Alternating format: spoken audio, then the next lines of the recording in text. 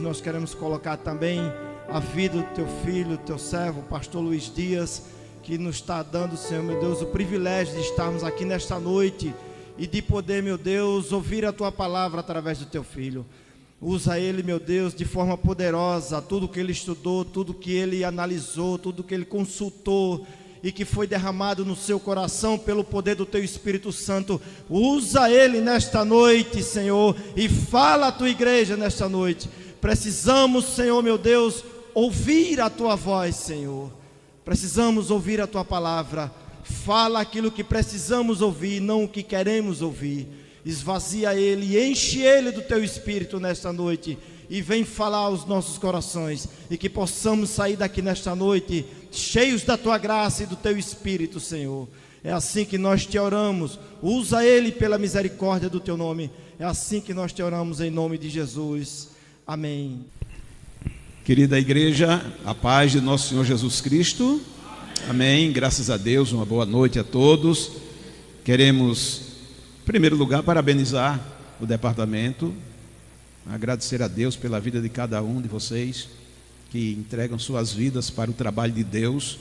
Continuem firmes no Senhor e que vocês possam produzir muito para o reino de Deus. Vamos ler a palavra do Senhor, livro do Gênesis, capítulo 38, verso 26. Nós já leremos apenas o versículo chave desta programação. Nós vamos falar sobre restauração e nós iremos ler aqui esse versículo. Reconheceu-os Judá e disse: mais justa é ela do que eu, porquanto não a dei a Selá, meu filho, e nunca mais a possuiu. Vamos repetir o texto junto comigo, todo mundo lendo esse texto. Reconheceu-os Judá e disse: mais justa é ela do que eu, porquanto não a dei a Selá, meu filho, e nunca mais a possuiu. Amém. Podem sentar. Nosso presbítero já orou e eu já estou abençoado. Gostaria de começar nos situando aqui dentro desse contexto. Aqui nos fala de Judá. A pessoa que reconheceu aqui é Judá, que era o filho de Jacó, e este homem deixou sua família e foi morar com um amigo numa terra pagã. Saiu do meio do seu povo e foi morar em uma terra pagã. Chegando ali, ele conhece uma mulher, filha também lá de um cananeu chamado Suá, e toma aquela mulher por esposa. A mulher gera 3 filhos, Onã e Selá, 3 filhos. Ele toma assim o e constitui entrega ele para uma mulher, para uma moça chamada Tamar. Ele se casa, mas esse camarada era um cara muito perverso, muito ruim, e eu creio que Tamar sofreu muito com este camarada, e Deus matou esse homem. Deus mata a gente. Tem muita gente que acha que Deus não mata, não é? Deus matou o camarada, e então a lei do levirato deveria ser cumprido. Judá chega para o Onã e fala para ele o seguinte: coabita aí com a mulher, fica com ela e gera filho para o teu irmão, porque essa era a lei do levirato. O filho, quando nascesse, seria considerado como do irmão e não dele. Então o que acontece é que o Onã faz o seguinte: o Onã, todas as vezes que se relacionava com a sua esposa, deixava o sêmen cair no chão e nunca ia gerar um filho, porque ele não queria dar o filho para o seu irmão, que o filho levasse o nome. Deus não se agradou disto e matou também esse camarada. Judá então fez o seguinte: o rapaz, o Selá, era rapaz, não estava ainda, um adolescente, não estava ainda em condições de assumir aquela mulher, e ele ficou com medo de dar o filho para aquela mulher. Já morreram 2, vai lá 3, aí ele ficou retendo e falou para a mulher: vá para a casa do seu pai, fique lá como viúva, quando o rapaz estiver no tempo certo, eu darei ele para você. Então essa mulher vai para casa e fica, e o tempo vai passando, o camarada fica homem, feito, e nada de Judá entregar, selar para Tamar. O que acontece é que a esposa do Judá morreu. Ele foi então, depois que ele foi consolado, tudinho, ele foi para uma festa, foi tosquiar as ovelhas, e aquilo era assim, motivo de festa e tudo mais. E aí a mulher fica sabendo que ele vai estar lá, naquele lugar onde ela residia. Ela então tira suas roupas de viúva, coloca um véu e se passa por prostituta. Se coloca num lugar onde atraía os homens. E aí Judá estava lá já com suas necessidades, e encontra esta mulher, que é a Tamar, sua nora, e então pede para coabitar com ela. E ela fala o seguinte: eu vou coabitar, eu posso coabitar, mas o que é que você vai me dar? Ele disse: eu mando um cabrito do rebanho. Aí ela falou o seguinte: e o que é que você vai me dar como penhor até que esse cabrito chegue? Aí ele fala assim: o que é que eu posso te dar? Ela falou assim: me dê aí o seu cordão, me dê aí o seu cajado. 3 coisas ela pediu aqui: o selo, o cordão e o cajado. Essas 3 coisas. Ele disse: tudo bem, fica aí. Aí o que acontece, irmãos, é que ele mandou o cabrito, só que ninguém encontrou essa mulher, que de fato não existia a prostituta não existia, ela apenas se fingiu para poder ter esse relacionamento com ele, tendo em vista que o filho não foi entregue para ela. Aí o que acontece, meus amados, é que o amigo de Judá vem com esse cabrito e procura essa prostituta cultual. Era uma mulher que cultuava os ídolos, praticava prostituições no momento do culto e tudo mais. Existia na crença pagã existia isso. E o amigo não encontra essa mulher e volta para ele e diz: olha, não tem prostituta nenhuma, ninguém sabe dessa prostituta. Aí ele diz: tudo bem, já que ela não apareceu, mas a gente cumpriu o nosso trato. Aí o que acontece é que depois de uns tempos, aí corre a notícia que Tamar estava grávida. E aí ele endoideceu para queimar a mulher. Ele disse: traz ela para cá para a gente queimar, porque ela adulterou. Só que quando essa mulher vai comparecer diante desse tribunal, que já estava determinado, ela traz os objetos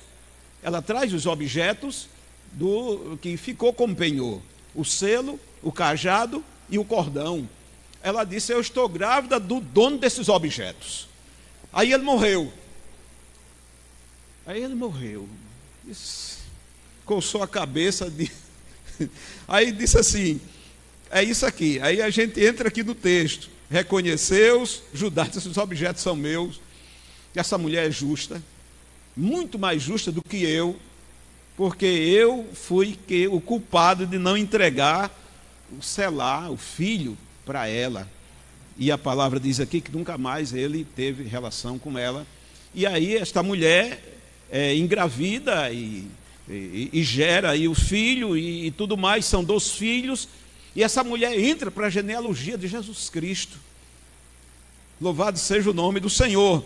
Então, irmãos, é importante a gente observar aqui que Judá reconhece os objetos, revelando os objetos que revelava o seu pecado. Pecado em possuir a nora, que isso era pecado, e que o pecado era contra a lei de Deus. Pecado em se prostituir, porque ele praticou uma prostituição, pensava que ela era uma prostituta, ela não era prostituta.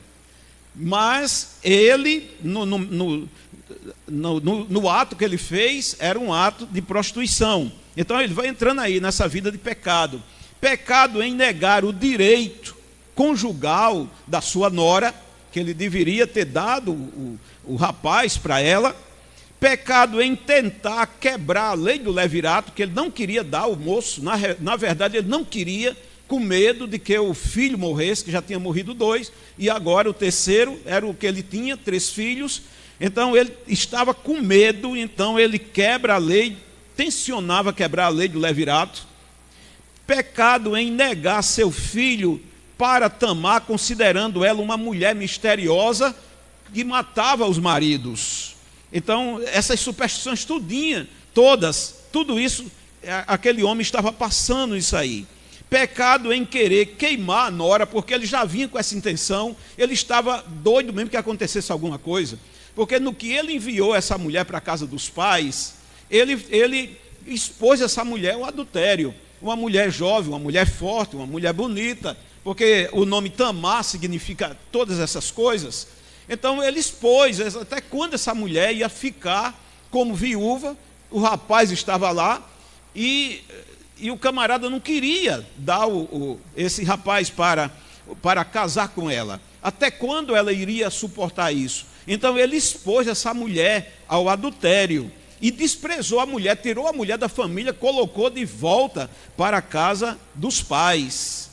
E também o pecado de querer jogá-la nesse desprezo, tudo isso estava amontoado na cabeça desse homem de Judá, o patriarca. Irmãos, é interessante isso, não é? Agora, o que é importante aqui é que Judá reconhece que sua nora era mais justa do que ele. Aí começa a questão da restauração. Aí começa a acontecer algo novo na vida deste homem, porque quando a mulher apresentou as provas de que era ele o pai da criança, então ele começa agora a ter uma mudança de vida, ter uma mudança na sua vida, porque ele negou seu filho para ela, e também ela agiu de uma maneira sábia. Ele começa a reconhecer que ela foi sábia em tudo isso, e pelo fato dela se conservar pura diante das tentações, e reconhece que ela não é uma adúltera, como ele o foi. O adúltero foi ele, e ele queria queimar a mulher. Quer dizer, tudo isso vem trazendo uma revolução na mente daquele homem. Reconhece que Judá se arrependeu, e nunca mais, nós reconhecemos isso, e nunca mais possuiu aquela mulher. E aqui começa essa restauração na vida deste homem. O que precisa ser restaurado na vida de Judá é restaurar a sua vida de comunhão com a família, porque a princípio ele deixou a sua família, ele abandonou a sua família para morar, para conviver com um amigo, passou a conviver com esse amigo. Tem amizades que nos separam da presença de Deus. A gente precisa ter muito cuidado, porque falsos amigos, por aí tem um hino, o hino do Logos, Portas Abertas, não é isso? Portas Abertas é o nome do hino. Aí ele diz, falsos amigos por aí. Não é assim, gente? Então, é preciso a gente ter muito cuidado. Judá, ele foi um camarada que foi ele que tramou a venda de José para o Egito. Talvez a família estivesse vivendo um momento muito dramático, e eu acho que ele temia que se abrissem lá os arquivos e começasse a escavacar a vida de cada um, e talvez isso aí impulsione ele para fugir da família. Mas o fato é que este amigo conquistou Judá de tal maneira que ele abandonou a sua família. Depois eu vou trazer para nós aqui esse significado. Então, espera um pouquinho, não é? Espera um pouquinho. Então, Judá se arrependeu disto aí. E aqui começa essa restauração, que precisa de restauração na vida de Judá. Ele precisa voltar à comunhão da família. Ele precisa também recuperar os filhos. Ele perdeu 2 filhos. A gente vai ver que a mulher deu 2 filhos para ele. 2 filhos. Então, isso é restauração. ele se arrepende dos seus pecados, de casar com uma mulher estrangeira, que vocês sabem que é julgo desigual, mas isso aí, Deus vai trabalhando na vida daquele homem. Tem muita gente que até se aparta da igreja por causa disso. Começa um namoro com uma pessoa que não é crente, a gente sabe que isso é julgo desigual. Quando a gente menos espera, a pessoa está escapando, vai escapando por causa de um julgo desigual. É preciso ter muito cuidado. E essa mulher aqui foi uma mulher estrangeira que também os filhos de Israel não podiam fazer isso. Então, tudo isso é pecado na vida deste homem. Ele se arrepende também de tratar a sua nora como uma mulher maldita, porque a partir daquele momento começa agora ele reconhecer a grandeza daquela mulher e ele recupera o seu selo e o seu cordão. O selo, irmão, era um cilindro. A Bíblia de Genebra diz isso. Era um cilindro usado numa corda ao redor do pescoço. Era uma insígnia de um homem proeminente. Não era qualquer pessoa que tinha aquilo ali. Ele assinava seus contratos rolando o selo sobre a argila na qual o contrato era gravado. E essa mulher ficou com esses selos. Ficou com essas coisas que eram tão importantes para a vida de uma pessoa como ele. Mas agora ele recupera, a restauração está acontecendo. O que precisava ser restaurado então agora na vida de Tamar? Tamar precisava provar sua inocência diante daquele tribunal que já vinha já com um preconceito. Assim que ele soube da notícia, tire para fora e vamos queimar, porque ela adulterou. Ele estava ansioso para dar fim àquela mulher, para não entregar o seu filho a ela. E ela começa também a ver ela ansiosa por ter filhos, mas não tinha. Um era perverso, ninguém sabe assim, quando ele ia ter relação com Tamar, como era o comportamento, como era que ela ficava diante da brutalidade dele, da ignorância, ninguém sabe, do primeiro filho, e Deus matou. O segundo derramava o sêmen no chão, não é? Praticava uma masturbação com aquela mulher, não deixava ela sentir o prazer, não deixava ela sentir e gerar o filho, porque é isso que as mulheres lá daquele mundo, elas querem filho. Quando não tem, vocês sabem como como elas se sentem arrasadas quando não tem filhos. Se lembra do caso de Ana? O caso de Ana, que não podia ter filhos, e as mulheres tinham essa questão. Nos nossos tempos aqui não tem problema, quer dizer, mas eu conheci pessoas que têm sofrido muito por não ter filho. Bom, gente, e também recuperar a sua dignidade e voltar ao aconchego da família, tendo em vista que ela tinha sido desprezada por Judá. Mas eu quero entrar aqui na questão da tipologia. Essas duas figuras, Judá e Tamar, isso é tipo de quê? Judá é o tipo do crente, tá certo? E Tamar um tipo da igreja. Veja só o que eu vou falar para vocês. Judá é um tipo de membro da igreja que abandona a sua igreja. Por qualquer problema que existir, qualquer coisa, se desgosta e abandona a sua igreja. Foi isso que Judá fez com a família. Abandonou a sua família, que era, naquele tempo, a igreja, era o povo de Deus, era aquela ali. Aí ele sai e vai morar com um amigo e se casa com uma mulher que não era da mesma nacionalidade deles, não era do povo de Israel. E que era, inclusive, proibido. Isso aí, para eles, misturava raça. E então não ficava uma raça, de fato, israelita. Então o Senhor não queria que isso acontecesse. E Tamar, sendo tipo da igreja, a gente vai observar daqui a pouco, vou mostrar para vocês o seguinte. Judá é um tipo de um membro que abandona a família de Deus por causa de amigos, ou que casa com gente que não é da mesma fé, sim, que trata a igreja como prostituta. Judá é o tipo de crente que se utiliza da igreja quando tudo está bem, quando ele está numa boa, quando tudo vem às mil maravilhas para ele. Aí tem qualquer dificuldade que tem, ele quer abandonar a igreja. aí começa a namorar com outras e outras coisas. Ele não é fiel ao chamado, à vocação que Deus determinou para ele. Eu louvo a Deus por vocês estarem perseverando aqui, apesar das lutas, das dificuldades que essa igreja tem passado, mas vocês estão firmes. Cada grupo que veio aqui, não é? Mimuque, o grupo de homens, as mulheres. Meu Deus, eu louvei ao Senhor, me alegrei de vocês estarem firmes, de vocês não estarem assim, procurando alguma coisa nova, procurando, não é?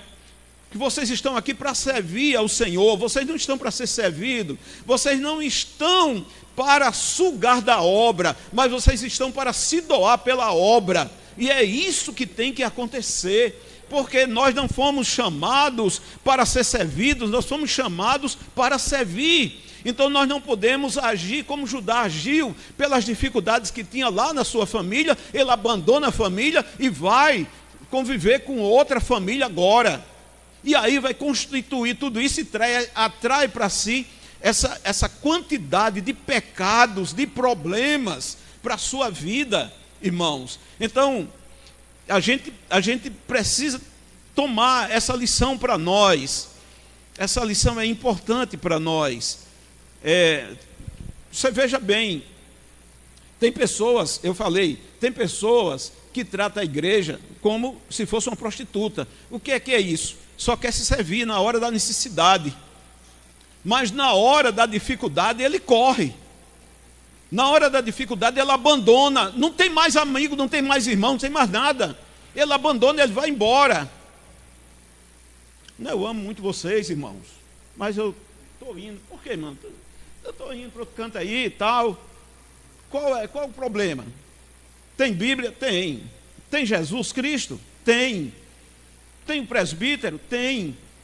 Irmãos, vamos continuar. Jesus Cristo está? Falta o quê, irmão? Falta o quê, meus irmãos? Está faltando um pastor. Tem 3. Mas falta um oficial. Ora que Jesus manda. Manda ou não manda? Dar-lhe-ei pastor segundo o meu coração.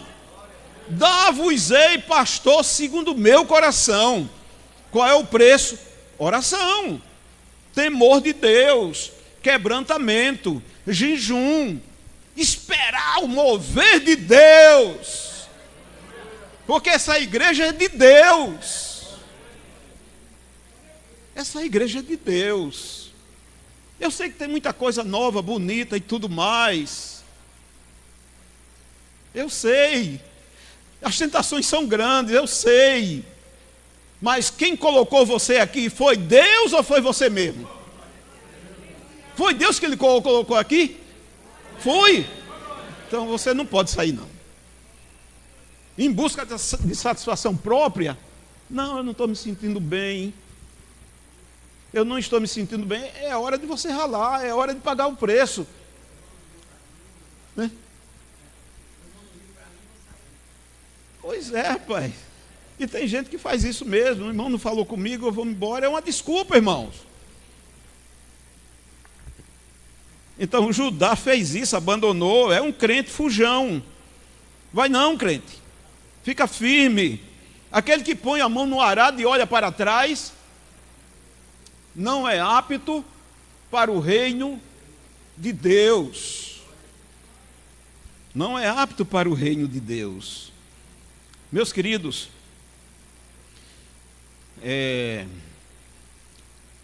Judá, ele é o tipo do crente que acusa a igreja de pecadora.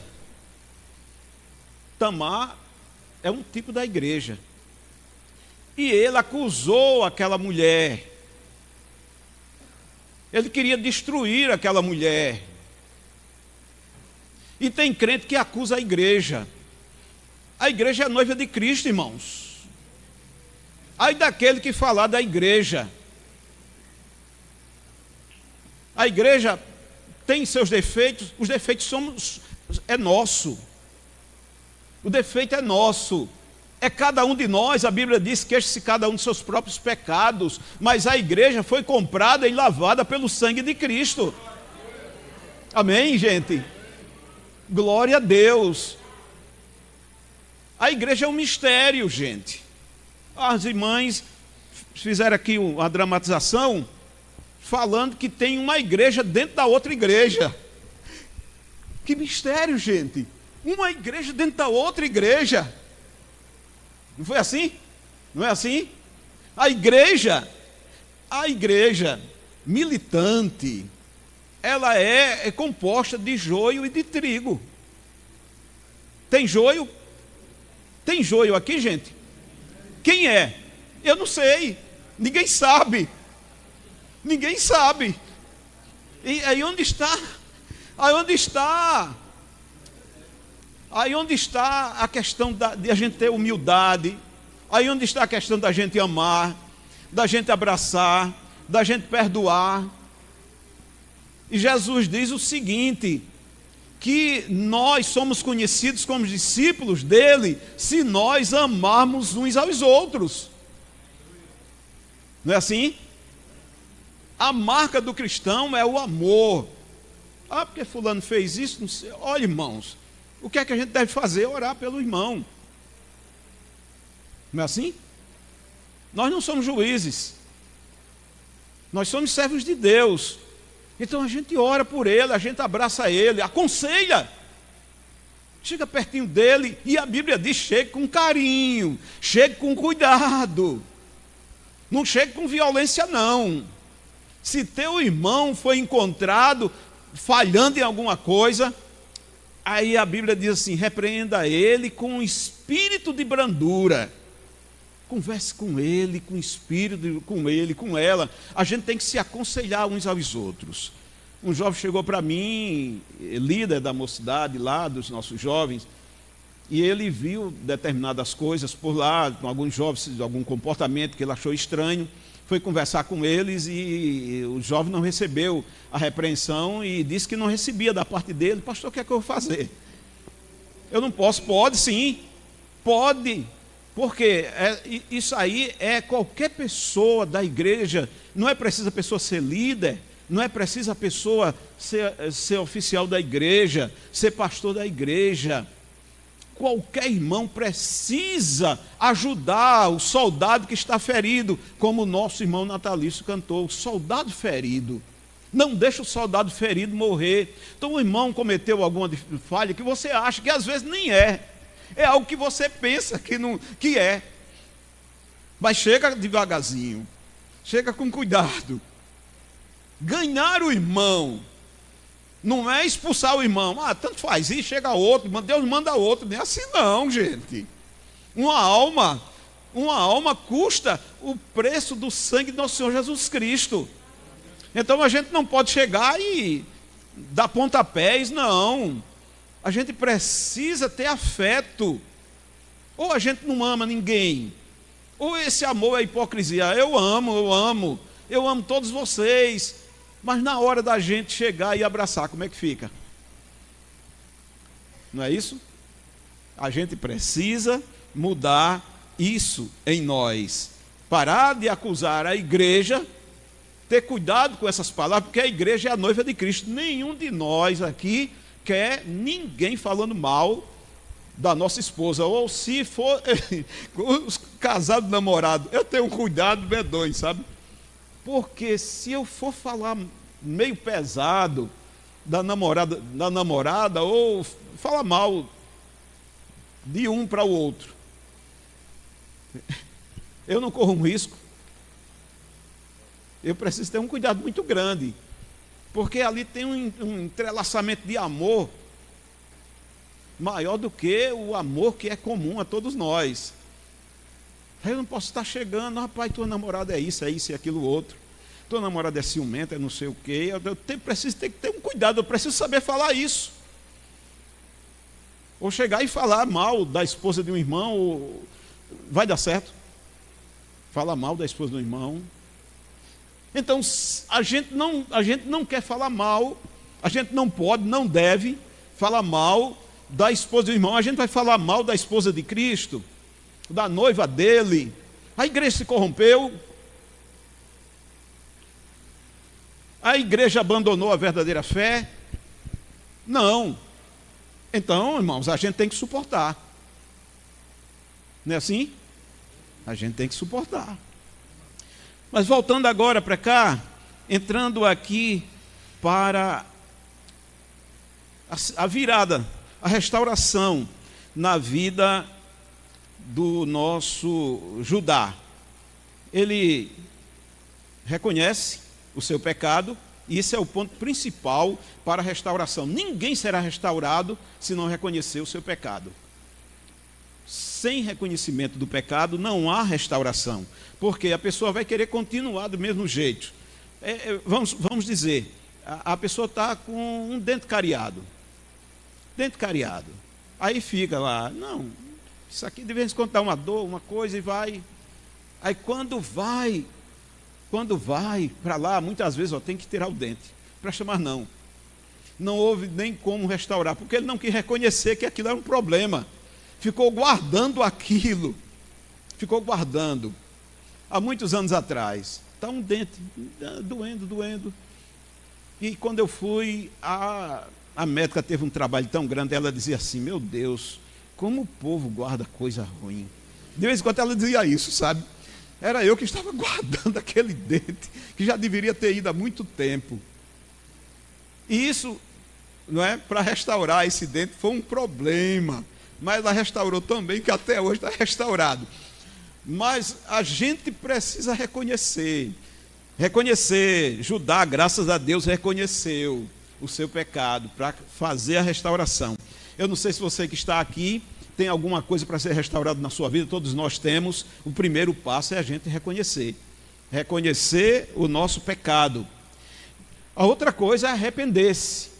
Sem arrependimento, a gente não chega a obter o perdão de Deus de forma nenhuma. Então a gente precisa se arrepender. O arrependimento quem traz para nós é Deus. Muitas vezes a gente não quer se arrepender, não estamos com vontade de se arrepender. A gente até acha que não é nada demais. Mas é importante, Senhor, gera arrependimento no meu coração. O arrependimento segundo Deus. Não é o arrependimento que eu estou vendo que a coisa vai acontecer um problema lá na frente. Ou porque alguém me surpreendeu fazendo alguma coisa errada e eu me arrependi. É um arrependimento que a gente precisa pedir isso a Deus. É o Espírito Santo quem gera arrependimento em nós. O arrependimento verdadeiro é o Espírito Santo quem faz em nós. Então a gente precisa, Senhor, gera arrependimento na minha vida. Eu quero sentir a dor do arrependimento, que dói muito, né, irmãos? O arrependimento verdadeiro, ele dói. Mas como disse o apóstolo Paulo, ele produz tristeza segundo Deus, que vai gerar algo novo na nossa vida. Então, se a gente buscar em Deus, reconhecer, estou falhando aqui, mas não estou me arrependendo, eu estou falhando e estou reincidindo no erro, estou continuando no erro. Isso aqui eu sei que vai ser um problema muito grande para mim. Então, Deus, em nome de Jesus, venha trazer, Senhor, abominação contra esse negócio, que eu me abomine no pó e na cinza, como Jó falou, essas palavras, que eu tenha profundo arrependimento na minha vida, para que eu possa receber a restauração de Deus. Sem isso, não há probabilidade nenhuma de restauração. Então, reconhecer pecado, se arrepender, abandonar o pecado. Foi isso que Judá fez, quando ele reconheceu que ela era mais justa do que ele, Tamar era mais justa do que ele, diz que nunca mais ele a possuiu. Nunca mais ele teve relacionamento com aquela mulher.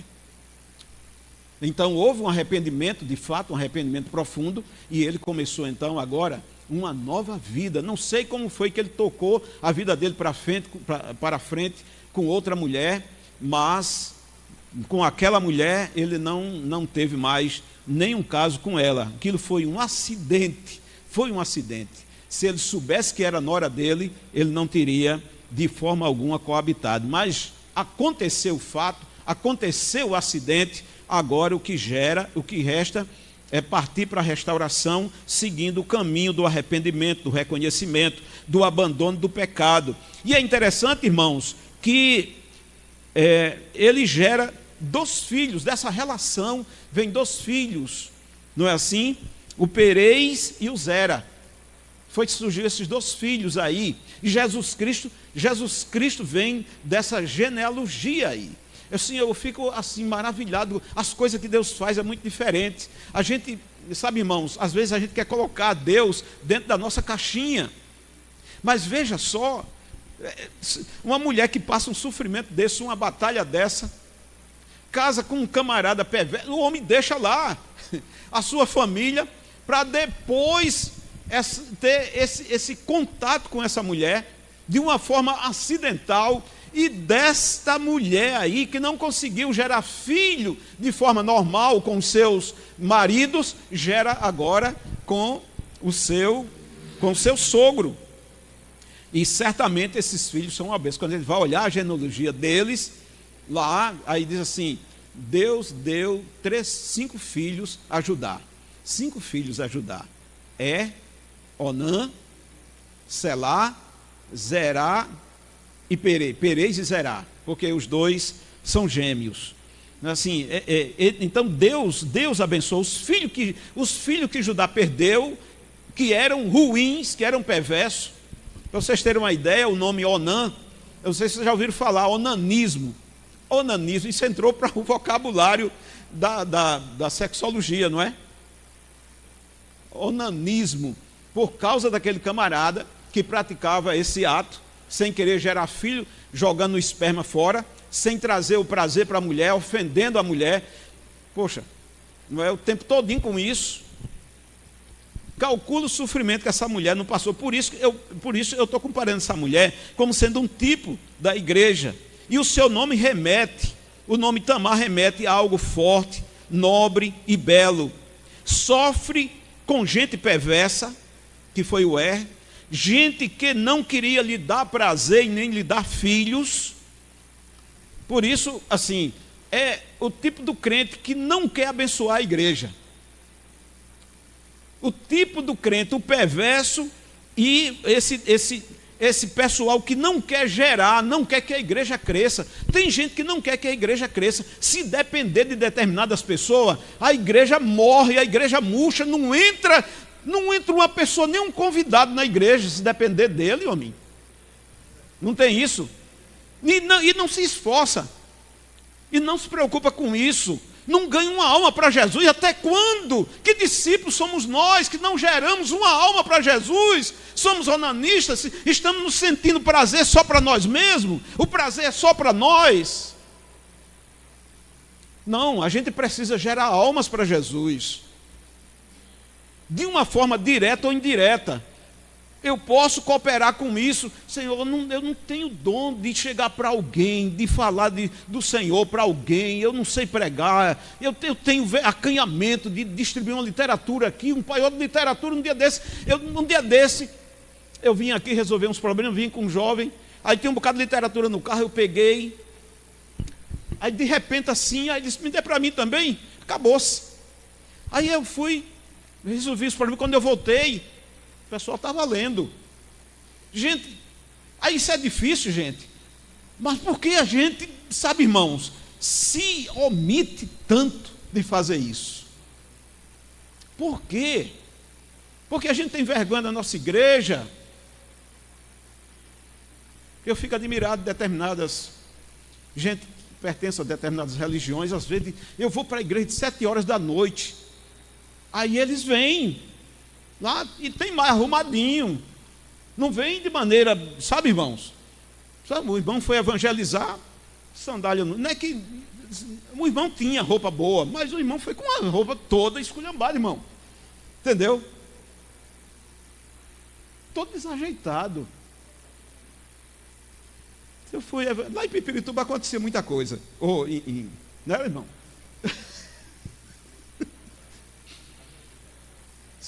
Araçagi. Eu fui evangelizar com o irmão com gravata e tudo, 2 horas da tarde, sol quente, meu irmão engravatado, mangas compridas. E eu não estava assim, mas o povo chegava lá, aí daqui a pouco, pastor, o pastor era eu, mas o povo chamava ele de pastor, porque ele estava bem. Aí você chega de uma maneira toda às avessas na casa do povo. O cara assim, quer uma esmola, é? Tem não, perdoe.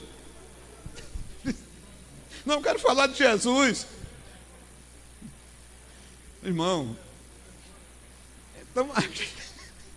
então a gente precisa ganhar uns para Jesus. Eu não sei fazer isso, mas eu sei orar. Eu sei orar. A Bíblia diz que missão se faz com os pés dos que vão, com os joelhos dos que ficam e com o dinheiro dos que contribuem. Missão é feita assim, irmãos. Eu não sei fazer determinadas coisas, mas eu sei orar. Eu sei orar pelo pregador. Eu sei orar pelos que estão indo. Então, um grupinho pequeno, eu vou orar por eles. A responsabilidade de todos nós. Tem facilidade de conversar com as pessoas, que tem gente que tem uma facilidade muito grande de fazer amigos. Convida esses amigos para a igreja, não tenha vergonha não. Ah, mas eles vão se doer. Deixa eles se doer, irmão. Quando está doendo é porque Deus está trabalhando. A gente vai evangelizar. Aí se alguém começar a maltratar a Bíblia, não vai fazer nada não, deixa ele falar. É porque a espada está furando. É a espada que está penetrando. Ah, isso não é a palavra de Deus não. Mas é porque está doendo lá, gente. Deixa que o Espírito Santo trabalha. É assim, esse mistério aí do reino. Mas vamos fazer a nossa igreja crescer. Vamos dobrar o número de gente. Vamos dobrar o número de irmãos. Tem uma festa, vamos convidar o pessoal para vir para a festa. Viu, senhor, achei bonito aqui. Parece que as irmãs, é como se fosse o aniversário delas aqui. Parece que era o aniversário das irmãs. Hein? Verdinho igual, gente. Igual a eles. Bênção, glória a Deus. Vamos se unir, vamos se juntar. É o reino de Deus. É a igreja que Deus plantou a gente. É a igreja que Deus plantou a gente. Amém? Finalizar aqui, irmãos. Então, Tamar, o tipo da igreja. Forte, nobre, bela. Sofre com gente perversa e gente que não quer lhe dar prazer, que se faz fraca para ganhar os fortes. Foi o jeito que ela teve de ganhar o seu sogro e sair daquele opróbrio. Então ela se fingiu de prostituta para se relacionar com, não porque queria se relacionar com o sogro, mas porque era um direito que ela tinha e foi negado. Foi o jeito que ela teve, foi uma sabedoria que ela teve. E para dar uma lição nele. Você não quer me dar o seu filho me pertence, você não quer me dar, então vai ser você. E aí, rapaz, que história interessante. Que história interessante, irmãos. Tamar, que é um tipo da igreja, que escapa de perseguições, que ela foi perseguida a ponto de ser, quase foi queimada. Imagine se ela não tivesse guardado aqueles objetos. Que mulher sábia, Tamar. Que mulher inteligente, irmãos. Ela tramou tudo. Me deu o selo, o cordão e o cajado. Eu sei que no futuro vai dar problema. Quando der o problema, eu estou aqui com as provas na mão. Que mulher sábia, irmãos. Que mulher abençoada. Desprezada e humilhada. É assim que a igreja é também. Mas gera filhos nobres, como esses dois que foi gerado. O que Judá não conseguiu com a outra mulher, com uma outra mulher que era pagão, o que ele não conseguiu, Tamar deu para ele filhos nobres. E Deus tira o perverso do seu meio, porque Deus matando os filhos lá, os 2 primeiros filhos de Judá, significa que Deus faz a limpeza. Às vezes a gente não entende, dá uma pena, dá uma dor tão grande. para nós que somos pastor, os irmãos, quando sai alguém, sente. Não é? Aí, mas a dor que o pastor sente é terrível. A dor que o pastor sente é terrível. Vai, não vai na paz, Deus te abençoe. Mas o coração, irmão, está partido. E quando a causa é justa, vai, não, é o jeito, Deus abençoe. Eu moro muito longe, uma igreja mais perto. É uma conveniência, mas às vezes a gente entende. Mas quando sai, às vezes, para uma seita, irmãos, quando sai para algo desconhecido, ou vai para o mundo, irmãos, terrível. Terrível. Bom, é aqui minha palavra para vocês, relembrando que a restauração vem através do reconhecimento do pecado. Todos nós somos pecadores, mas em Cristo agora nós somos o quê? Somos santos. Mais do que vencedores, somos santos. Mas porque houve lá um reconhecimento. Não é? Reconhecemos o nosso pecado. Quando nós entramos aqui ou em outra igreja, nós não sabíamos o peso do pecado, mas à medida que a palavra foi falando, a espada foi penetrando, a gente foi vendo a coisa séria. Eu preciso de Cristo. Eu mesmo, quando eu entrei aqui, pensei que ia apenas trocar de religião. Mas na metade da pregação, eu me rendi. Eu pensei que era uma religião, mas é uma pessoa. É Cristo, o restaurador fiel. É Cristo, o resgatador. É Cristo, o Salvador. É Cristo quem vai mudar a minha vida, que vai transformar o meu viver, que vai me transformar numa nova criação, que vai me fazer agora um homem que pertença ao reino dele, um homem ou uma mulher que pertença ao reino dele, que vai abrir as portas para mim entrar no reino dele. É Cristo e não a religião. Pensei que ia trocar, quando eu vim para cá, irmãos, eu pensei que ia trocar de religião. Eu pensei assim, quando eu saí de casa, aí eu pensei assim, irmão, eu vou. Se tiver as coisas que eu estou vendo aqui, lá na outra religião que eu comecei a ver, se for essas coisas que eu estou vendo aqui, esses erros que tem aqui, essa maneira deles interpretar aí, eu caio fora. Se for uma coisa boa, eu fico. Mas, irmãos, não foi isso. Na metade da pregação, eu disse, se perguntar agora se eu quero aceitar Jesus, eu quero. Então não era mais uma religião, era Cristo. Amém, gente? Glória a Jesus.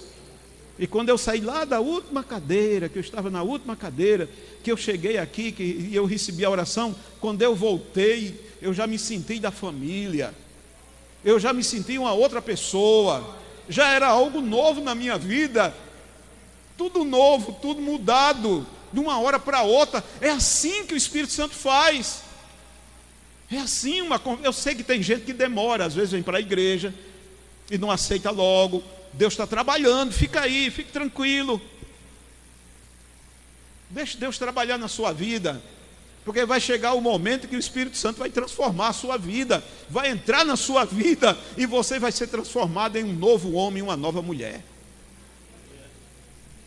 Portanto, não abandone e suporte as dificuldades, porque a igreja tem lutas, tem sofrimento. Jesus disse, nesse mundo tereis aflições.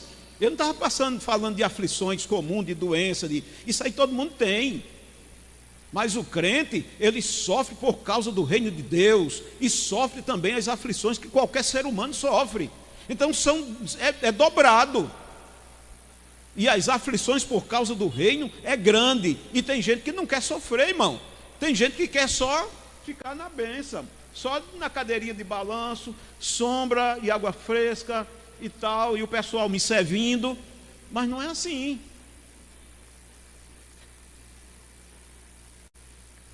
Jesus chamou para a gente ser igual a ele, servir. Lavou os pés dos discípulos.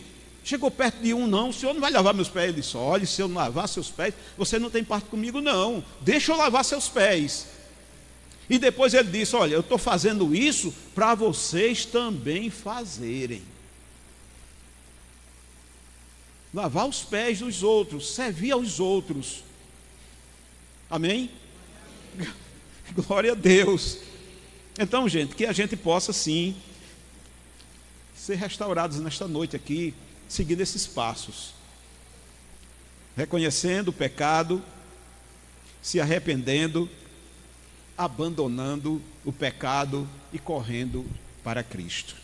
Que o Senhor nos abençoe. Amém?